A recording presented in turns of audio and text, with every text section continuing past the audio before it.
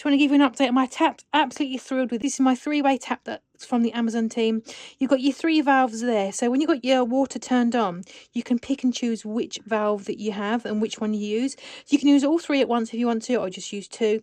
So I've got my hose permanently plugged in there, so that's going to be good. And then we've got the other one there, which I'm going to use now for my watering can, because I need to water some specific ones gently. But then you've also got one there for a sprinkler system as well.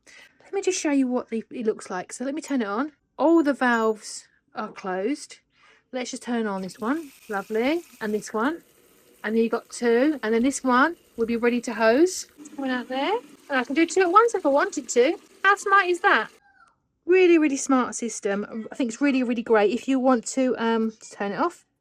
And it's not leaking or anything like that. If you want to have it all set up as your little rig, I think it's a really clever way to do it. And obviously it does work fantastically as well. And I'm going to get my irrigation system set up.